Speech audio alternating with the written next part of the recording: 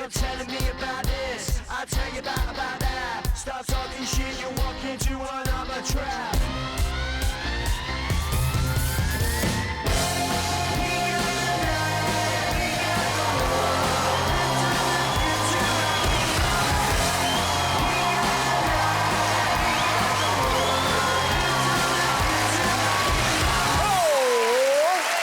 Welcome to the final show of the series. Did you... Good noise. Did you hear about the government's new immigration policy? No more visas for low-skilled workers. The government reveals its post-Brexit immigration plan, designed to attract what it calls the bright and the best. People who want to come here to work have to reach 70 points. You must have a job offer, that gives you 20 points. At the right skill level, another 20. They'll have to earn £25,600 a year for 20 points. The applicant must be able to speak English. That's worth 10 points.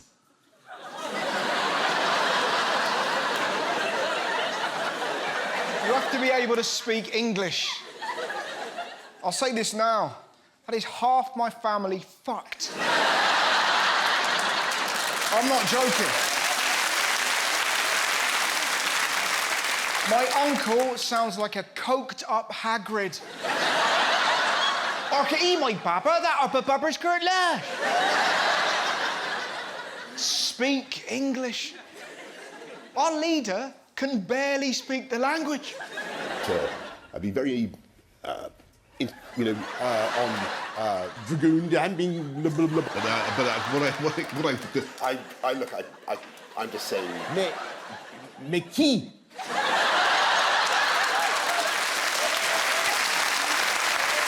Also, to get in, you need a job that isn't low-skilled and make over 25 grand. You're probably thinking that's 1 or 2 jobs. Oh, no. That could mean no more dental nurses, legal secretaries, ambulance staff, midwives, chefs, counsellors, gardeners, painters, receptionists, travel agents, physiotherapists, care assistants, waiters. So pretty much every fucking job. We've got our country back. I mean, sure, my teeth have fallen out and I've been waiting for a waiter for 4 days, but... Roll Britannia! It's nuts.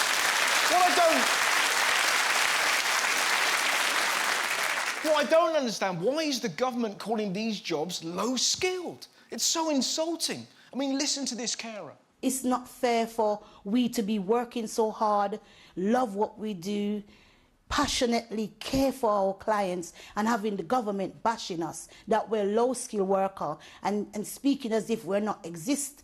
And it's not fair. And knowing that we're not working for a lot of money, we're underpaid, but we're getting on with our job as a moral duty. Damn right.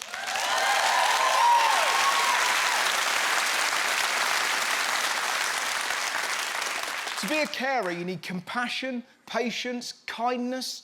Could you wash and feed an 88-year-old man with dementia?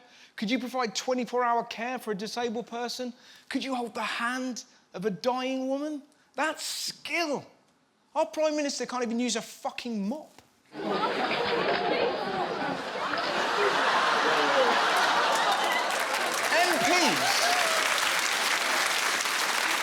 MPs get paid 80 grand a year, and they're about as useful as this gate.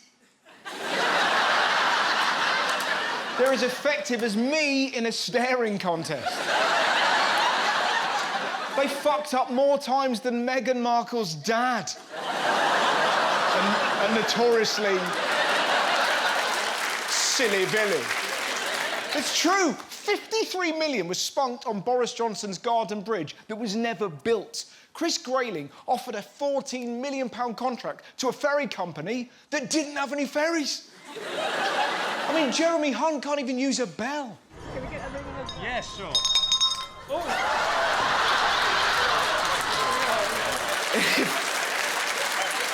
If we reduce immigration, there's going to be millions of jobs to fill. Don't worry, though. Our Home Secretary, Priti Patel, has the answer.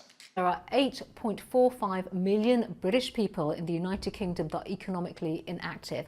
which is genius until you realise that of the 8.45 million, 27% are students, 26% are long-term sick, 22% are carers, and 13% are fucking retired. I know you're 75, Deirdre, but the roof needs retiling. Quick, Edith, a criminal. I'm on it.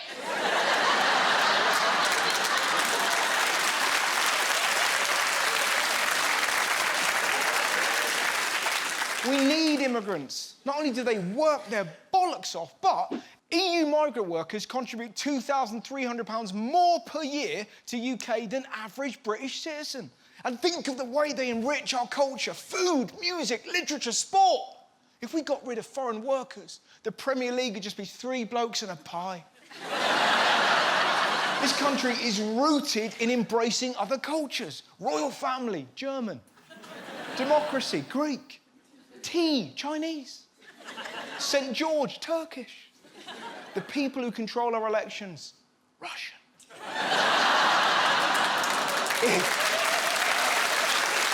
If we remove foreign culture, what have we got left? One chinless weirdo mumbling in a suit. This prick.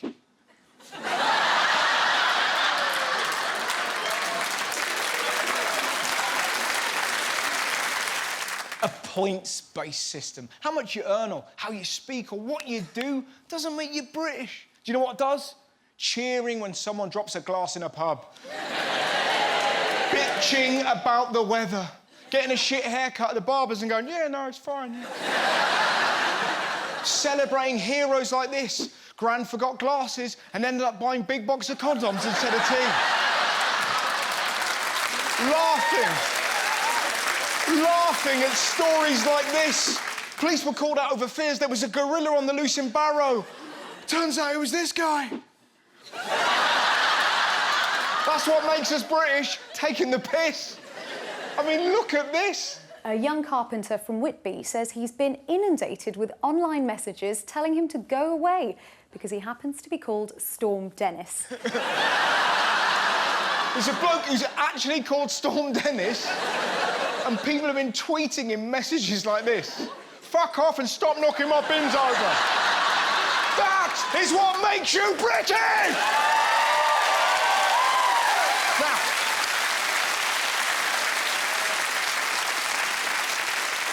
talking of knockdowns, we have a new world champion. The British boxer Tyson Fury has won the WBC World Heavyweight title, overwhelming the American Deontay Wilder in devastating style. Fury knocking down his American opponent in the 3rd round and then again in the 5th. In the biggest heavyweight fight for a generation, Fury had delivered one of British sport's most memorable performances. Not bad for an old fat guy who can't punch, eh? Done all right, didn't it? Yes, you did. He beat him so badly, halfway through the fight, Wilder seemed to look at the camera and go, help. It's almost like he regretted entering the ring dressed like a bejazzled Power Ranger.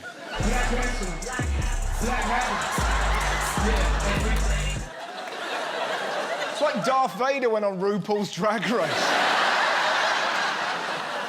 Do you know what amazed me? The different ways they prepared. And now he's dancing to the in-arena of music here. He's having fun before the fight. Ever. It's all he knows. Let me tell you. Who warms up for fights by dry humping the air? Come on then, mate. In a minute. Mind you, that's nothing. Check out his training regime. Tyson Fury masturbated 7 times a day to prepare for Deontay Wilder. 7 times a day. His poor cock. It must have looked like this.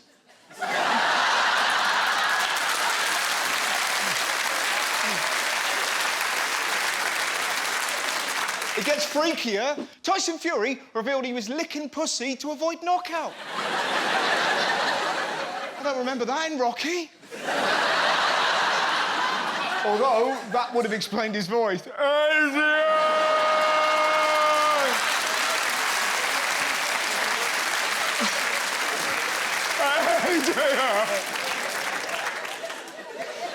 I say this now, he must have been impossible to trash talk. You are going down!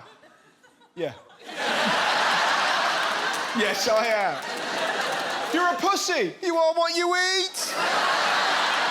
But then we shouldn't be surprised by his methods. He thinks outside the box, ironically. I mean, look what happened when a restaurant tried to serve him lobster.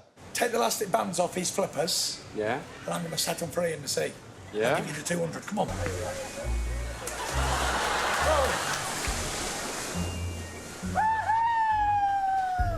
I don't like killing animals. Not very often you can do something good in life. We're going to have steak.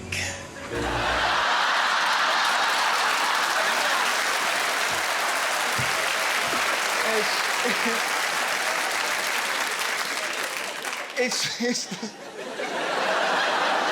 the smile. I don't like harming animals. Get me a burger. I'm off to a dog fight. Not that it was the only brawl in the news. We all know tempers flare on the underground, but this is something else. This picture of two mice fighting on a tube platform has won a top photography prize. It's brilliant. That's how divided Britain is right now. Even the mice are fighting. What you can't see, there's another mouse out of shot going, "Leave it, Gary, he's not worth it!" So, "Don't worry, love, I've had 7 wanks." That's the photo I want to see. Not now, mate, I'm preparing. They won first prize. It's kind of mad, just for a fight. The effort these guys went to, and they got nothing. Tell you what, there's been some mad stories kicking about. Scientists found out what the voice of a 3,000-year-old Egyptian mummy sounds like. Here's how they did it. Scientists were able to mimic Nessie Amun's voice by recreating his mouth and vocal cords with a 3D printer. And here is what a 3,000-year-old Egyptian mummy sounds like. There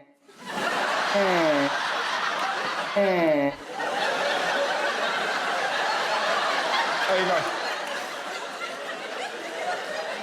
All these years, we've been terrified of mummies. Turns out they sound like sarcastic goats. Now, talking of ancient creatures that don't make sense, over in America, Trump's on the campaign trail. President Trump is continuing his campaign swing through the West, holding a rally in Colorado Springs. Where else would you like to be but a Trump rally, right? Having my cock slammed in a car door? I mean...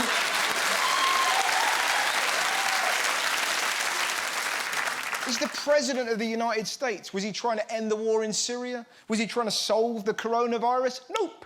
He was talking about the Oscars. How bad were the Academy Awards this year? Did you see it? And the winner is a movie from South Korea. What the hell was that all about? Trump didn't like a movie with subtitles. So how did the filmmakers hit back? Understandable, he can't read.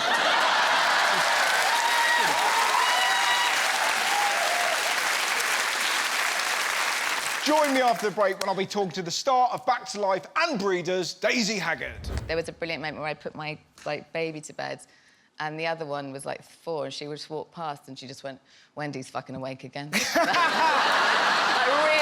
And I was like, oh. Well, I love that. But that feels like she almost had a cigarette hanging out.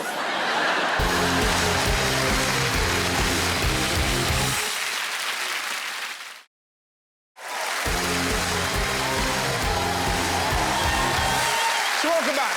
It's time now for People's Poll. I'm very excited about this. It's the last episode of the series, so I thought I'd ask my audience what they think will happen between now and the next series. This should be a lot of fun. Here is the first question. What is the maddest thing Boris will do? There you go. Start telling the truth. It's pretty good. A couple of applauses over here, not for everybody, that's fine. Finger blast the donkey. I mean, huge reaction from the crowd here. Imagine that on the news, that'd be brilliant. Strange scenes at Downing Street tonight. We all know why Eeyore's miserable. Oh, that's too much, is it? Let's have another one. What we got? Waffle stomp. I don't know that. Who is Tom Richards? Tom. Hello, Tom. Hey, man. So what's a waffle stomp? Where someone does a number 2 in the shower. Yeah. Oh, there's more. Right, OK. That's not enough. And then uses the foot to put it down the drain. OK.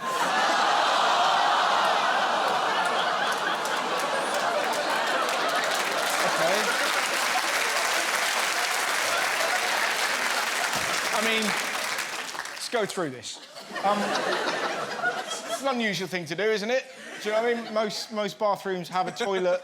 Yeah, someone's like, it's gonna shit here. And then somebody stamped the fecal matter away.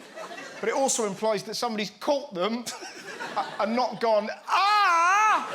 They've gone, that needs a name. Thanks very much. What do we think? Cheer if we think Boris is a waffle stomper? It sounds like a lovely German man, doesn't it? Hi, my name is Waffle Stomper. I stamp on the waffles. No. There isn't any waffles in the shower anymore because the waffle stomper's been here. Stomp. Let's have a look at the next question. What will be the next big royal story? Oh, interesting. The geese will turn on Liz. This is from Lydia. Who wrote that, Susan? Hey, Lydia. Hi. So it's that turn on, as in, not turn on. Is that what you meant? They're creating an army. Oh, you think so? I don't know, I think Liz could handle them. And I'd love to see that, wouldn't you? Just a load of geese bursting in Buckingham Palace. I knew this day would come. Quick, Philip! I'm waffle stomping. Not now! Not now!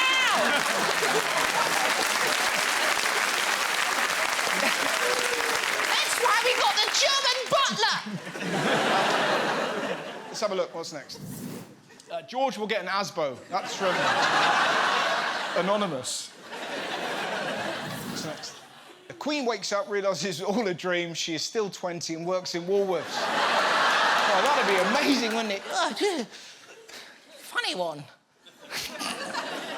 Dreamt I was one of the longest-serving monarchs of all time. Beep. Beep.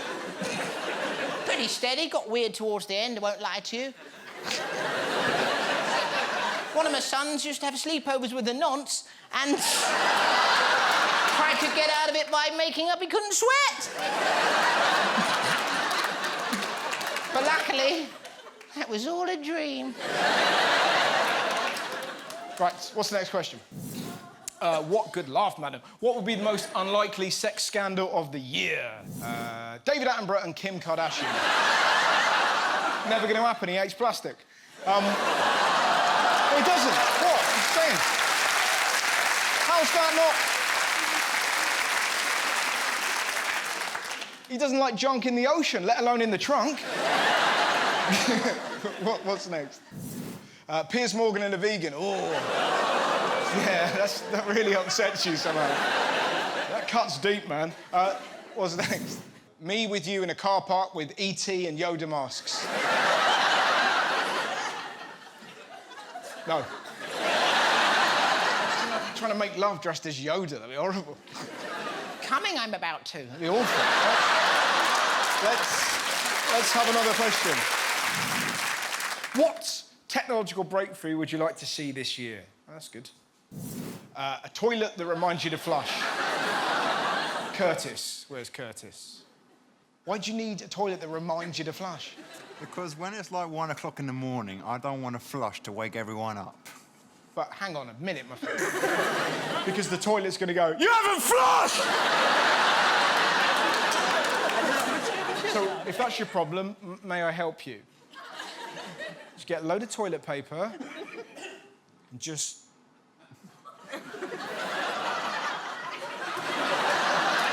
And if that fails, My name is Fuffle Stomp. That might work. Let's see what's next. A time machine so my dogs could live forever. It's actually quite sweet. No jokes on that, it's just lovely. Self-driving cars that blind people can use as travel, that's also really sweet. You can't do jokes about that. What's the last? A massive wanking machine.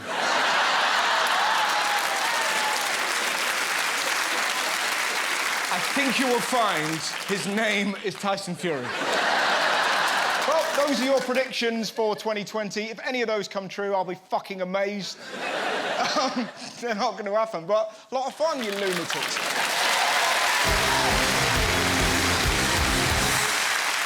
Now it's time for Playground Politics. This week, I spoke to the kids about protesting. Time for you to listen to what I have to say. Do you think protests work? What's a protest? What do you think it is? A dance. No. Do you know what a protest is? Well, of course. But do you know what a protest is? Well, do you know what a protest is? Yes, I do. Well, hit me. What is it? It's where a group of people pick up signs. Well, just think of the suffragettes and picture it right now. Yep. Yeah, that's basically a protest. Okay? What is the best way to get the government's attention? Sue them. Sue them? Yeah. Cause havoc on, like, the streets of London. Wow. Like cause a car crash. Whoa. I like make it like bright so the government can see it. Okay, so what, like crash a car full of fireworks? Yeah. What makes you angry? Bananas. Bananas. What is it about those potassium swines? It's just disgusting. What makes your blood boil? Burping or slurping like that. Burping, slurping, twerking? Twerking, when that's not even a thing. It is a thing. It's where you stick your tongue out and you wave your bum.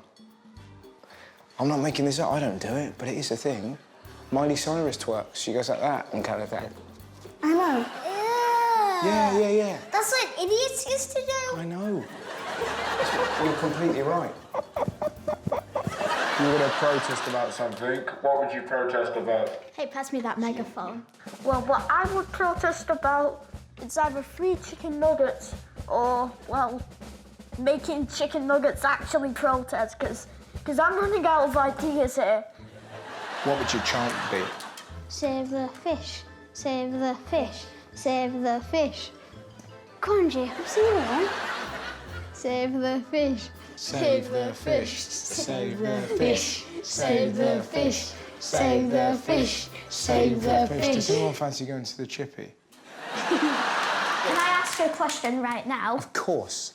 Okay, who exactly are you? Because I've never heard of Russell Howard. OK, that's a very good question. I'm a comedian. Yeah, also, can you serve this guy's cast because he wants you to? Of course.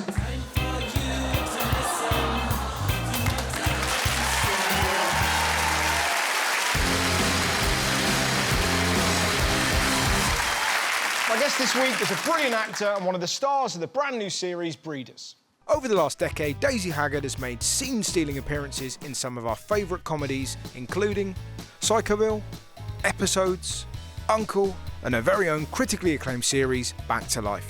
And now she stars opposite Martin Freeman in Breeders. Jesus fucking Christ! How many times do I have to tell you to be quiet? Sorry. I don't want the kids to turn out. Are you? Fuck off. No, like my dad. It'd be fantastic if they turned out like me. I'm great. Yes, obviously. Fucking hell. Please welcome Daisy Haggard!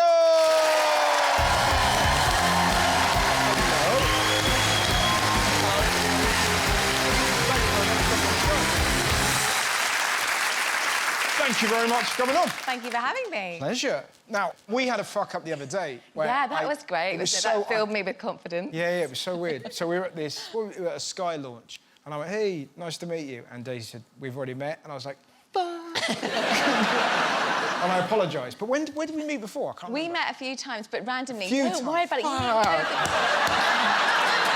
Oh, no. Where are we? Don't worry about it. Where are the other times? I think I found your credit card once when you lost it. I you were, famous. I wasn't, so I remembered. I've got I didn't do anything with it. And now I really wish I had. Where was that? I was at like a premiere because me and Kerry were in I Give It a Year. Yes. So I think it was then or something. I can't remember. And then just because the circuit. But Yeah. honestly, don't worry. Well, as long as you don't do it again. Yeah. Now I watched your new series. Did you? I loved it. For anyone who hasn't seen it, what's it about? Breeders is, I would describe, an unflinching look at parenting. It certainly is, yeah. A terrifying and unflinching look. It's really funny, but I am not a dad. Yeah. I would like to be a parent, and it terrified me. It is a condom, isn't it? Yeah. But I was like, oh, this will be... And I found it harrowing. It's kind of like that, but don't worry, it's going to be fine. Will it be fine? Yeah, it is, because they're really funny, and you also, you also really, really love them. Yes. So that really helps, and they do make you laugh a lot. Yes. And it's yours and Martin... It's not yours. No, it's Martin's. It's Martin Freeman's. He co-created it, didn't he? He did, yeah. So it was his idea. Yeah. Martin had a dream, which is the first scene in the show where he's walking up the stairs, telling himself not to get really angry with his children, and then he loses his shit in quite a huge way. And that dream then he became this sort of seed of the idea, which he then took to Chris Addison and Simon Blackwell, and then together they created Breeders. Now, I was curious about that, like, because I did a Christmas sort of film thing a few years ago on BBC. Oh, yeah. And we weren't allowed to swear in front of the kids. Yes. And we had one joke where my mum had to say, I don't see the point of flavoured condoms. It's not like my fanny can taste. And we had to... we had to put children in a different room. Yeah, that's what we did. We had these substitute scripts, actually, where they'd have, like, a word instead of, like, the swear word. So right. Fudge for fuck. I can say fuck, right? Yeah, of course, Thanks yeah. a lot. And clock for cock. Yeah. But the problem was, whenever we read from these fake scripts, I would just lose my sit. Yeah. And just get totally giggly because it was so ludicrous. So you had to learn 2 versions of the script and then you let rip. And did you bring... You've got kids, right? I do. I've got 2 little ones. Did you bring any of your kind of experience from being a mum into the script, or...? Well, yes, because I every night my kids would sleep on my face, and then I would walk in and be like, oh, I look so shit, it doesn't matter, because I'm playing a really tired... Yeah, that's kind of perfect. So it's sort of living it. I was like, I'm just going to say the line. So you went method? Yeah. Being a mum and sort of, we'd all go in and share the dreadful things that happened the night before. My daughter started saying fuck kind of around about that time. Oh, really? She thought when she farted it was a fuck, which is a bit complicated. And then the other one thought a truck was a fuck. So one would say, I've fucked. And the other would say, I want. Yeah, and you've got to figure out whether there's been, a crash or a fart. Yeah. Wow. But how did they pick those up? I don't actually know, but then they also picked up stuff that I've said. So there was a brilliant moment where I put my, baby to bed, and the other one was, 4, and she would just walk past, and she just went, Wendy's fucking awake again. And I was like, oh... I love that. But that feels like she almost had, a cigarette hanging out. She does that. She's kind of dark. She's the other day, she called across the road. She went, can I come to your house? And then she went, don't worry, I'm not going to kill you. And then she laughed. I like her. And then she got a new jumper that was pink, and she went, Mummy. And I said, yes. And she went, if boys touch my jumper, they will never see their parents again. And she meant it. I tell you what, she sounds incredible. I know. How old is she? She's 5. Wow. She says stuff, yeah. Wow. Yeah. And then she, looks at you with this sort of twinkle. Oh, I love that. Yeah. So do have kids, because that's really fun. I mean, that's kind of, best part of parenting. We've actually got a clip of the show. It's really great. Here it is. So will we be seeing Luke in the Year 3 production? Well, not on stage, but you're seeing that sort of behind-the-scenes stuff, aren't you, Lev? I'm doing all the lights. Oh, well, never mind. Maybe next year. Come on. Fuck them.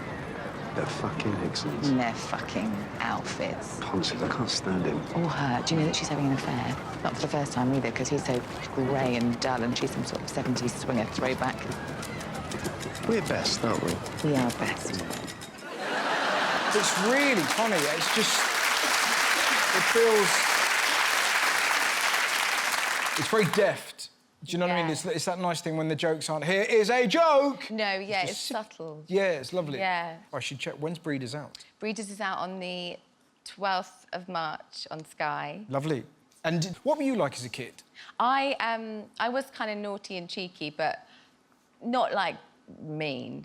But I used to also do lots of really awful, oh, my God, just terrible shows, endless shows. I did a play for my dad once, a 3-day play. And you're... 3 days, seriously. Well, I mean, how old were you? I was 7, I think, or 8, and... and you wrote a 3-day play? I didn't write it. That's what he sussed on the day 3. But I basically... He used to make horror films, so we'd have some props, and there was a claw from a film of his called The Blood on Satan's Claw, which apparently is like... People would want that claw. But... Yeah, well, Steve, who works on the show, said that it's like one of the seminal British horror films. Well, I ruined the claw, guys. I'm really sorry. What did you do? Well, so anyway, so he had this claw, so I'd used it as a prop, and I did a 3-day play called The Mystery of the Scratched Boob, which is basically just me going, oh, no, there is a scratch on my boob. And my poor friend having to, like, run round after me while I was like, oh, fie, the scratch on my boob. And then my dad finally just stood up and was like, this is bullshit. There's no story, there's no plot. Oh, really?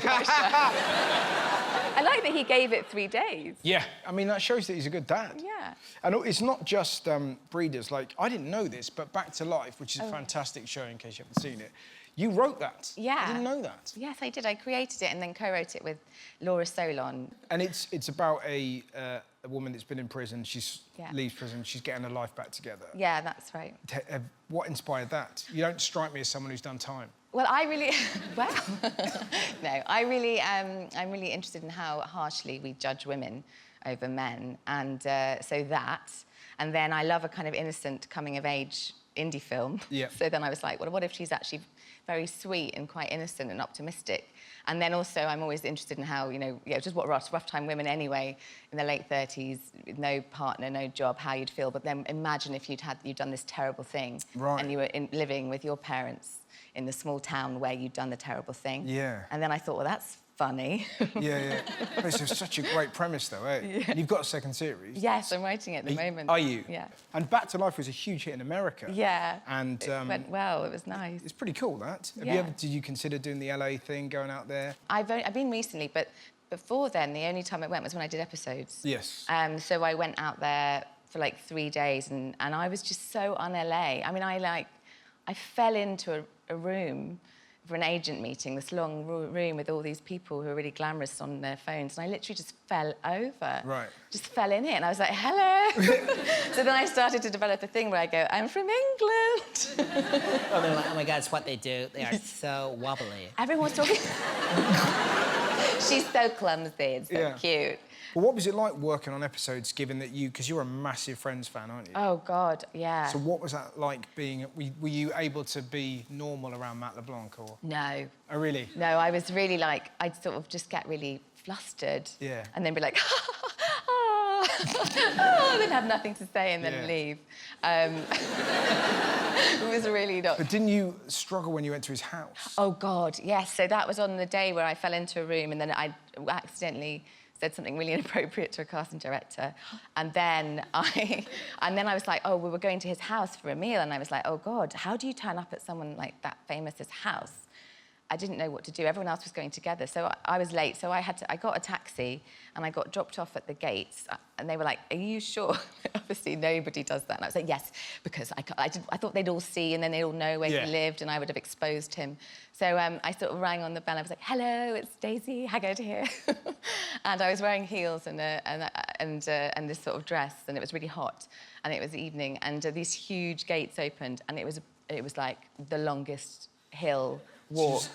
Were you walking the heels the whole time? So I took the heels off, and I'd had such a shit day that I held them in my hand, and I was like, oh, yeah, of course.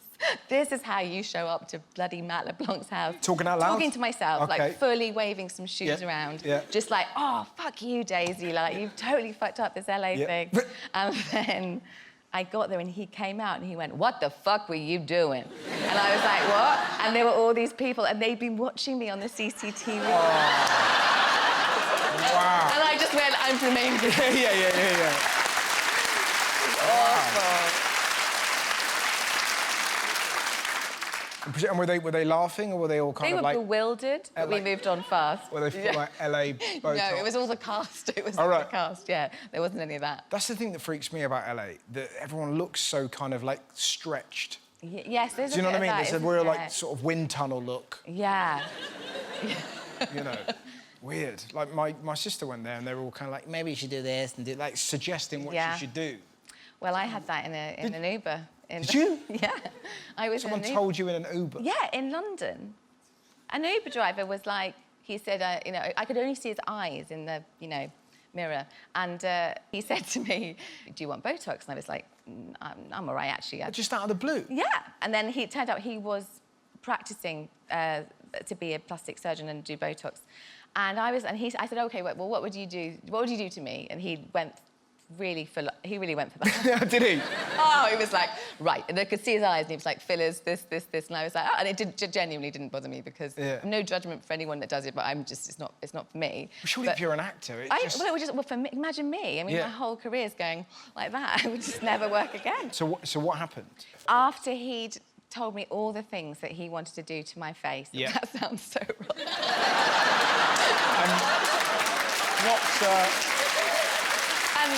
Not unusual for an Uber.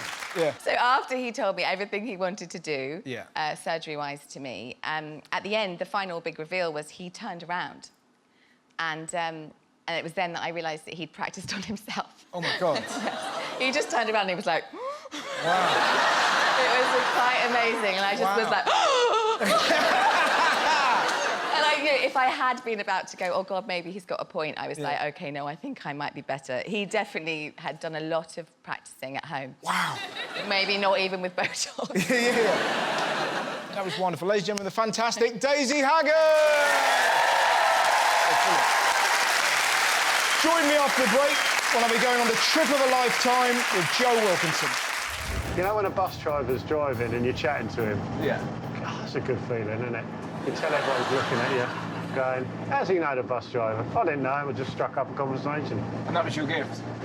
That was my gift. I can talk to a bus driver. Yeah. I mean, it's not exactly X-Men, is it? All right, you try striking up a conversation with a bus driver who's 6 hours into a shift. All right, mate. How's your shift going? Not now! Christ almighty, I'm coming up to a roundabout.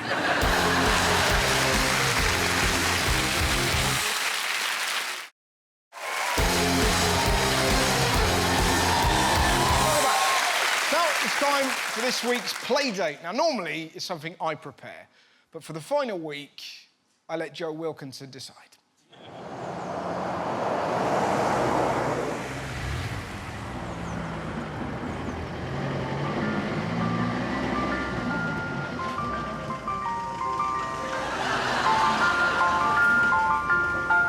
Sorry, I'm late. I had to run. Oh, too much dairy. No, I'm not. If you're going to be like that, you're not coming. I'm serious. Let me in. No. Bloody hell, you tart. Ready for the play date of your life? Absolutely. How's the others been? Bit shit? Well, it's the first one we started in a truck stop. Really? Right, let's have some fun.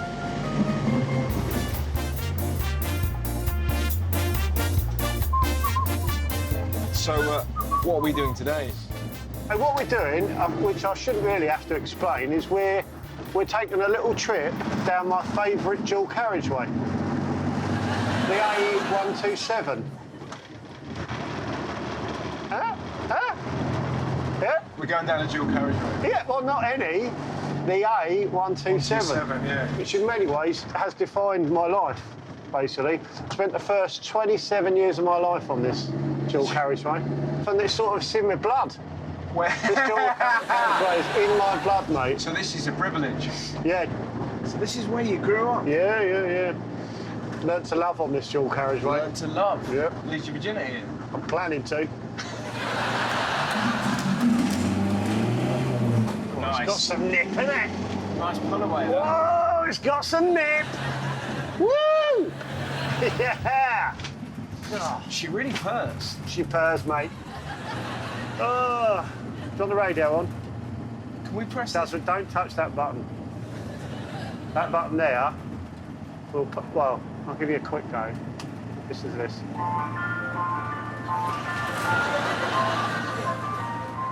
Yeah, so don't touch it. Okay. Is he just gonna? I mean, are we literally just gonna drive up and down a dual carriageway? Is this it? Of course it's not it. Oh.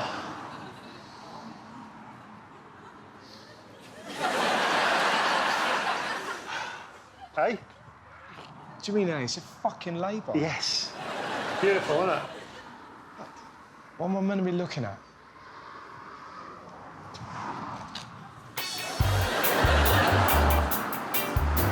What were you like as a kid? I think when I look back and I'd say I was at my coolest was when I was chatting to a bus driver. Yeah. You know when a bus driver's driving and you're chatting to him? Yeah. God, that's a good feeling, isn't it?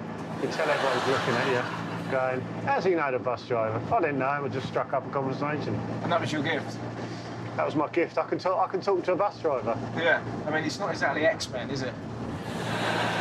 All right, you try striking up a conversation with a bus driver who's 6 hours into a shift. All right, mate. How's your shift going? Not now, mate, you prick. I'm busy. Exactly. You came in too strong. Okay. You need to stand there for a good...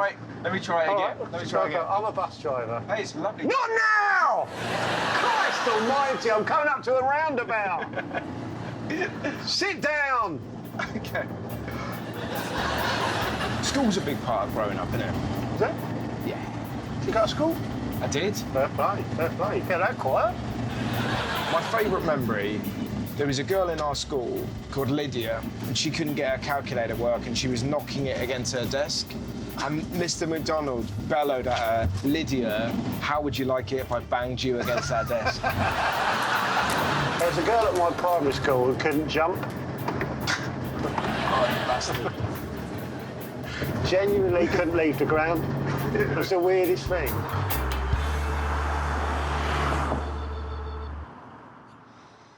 What do you think, then?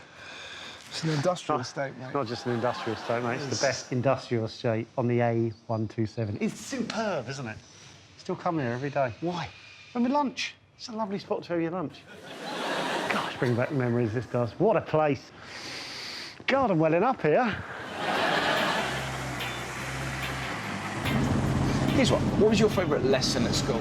I'd say, what are you fucking doing, you twat? You do that again, I will fucking knock your fuck you! Fuck you! Fuck off, you fucking tool! I'd say maths or... I like CD2. I like, you know, craft design technology. Yeah. Oh, God. Come on! Yay! Now we're having fun. Oh, God, what a day. What a day. It's been a bloody brilliant day. You're welcome. You are welcome.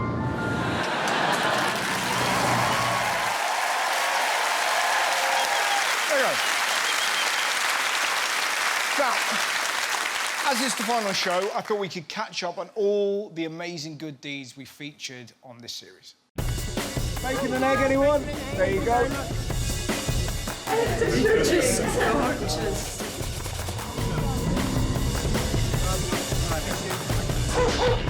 Take care, man. Take care, man. Don't forget we're here for you, okay?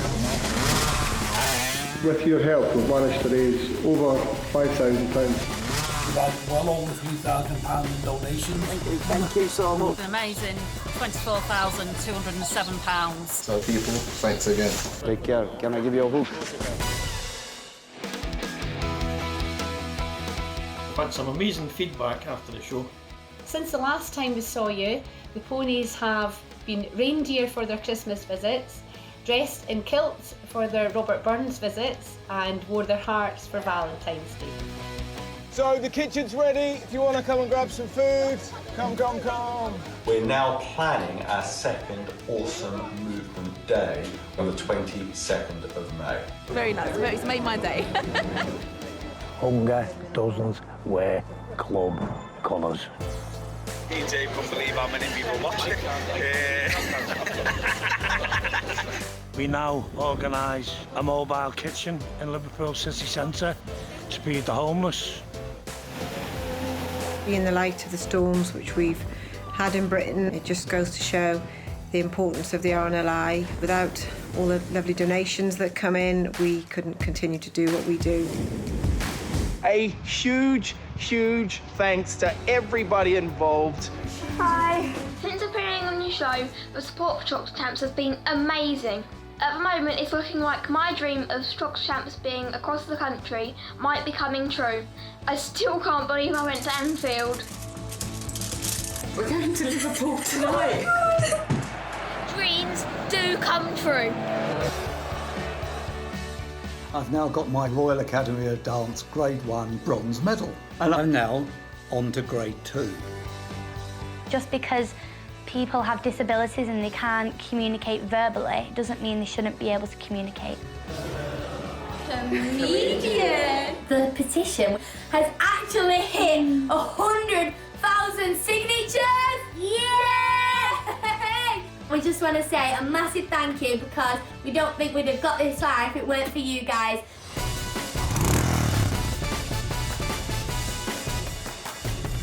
Thank you, bye! Mwah!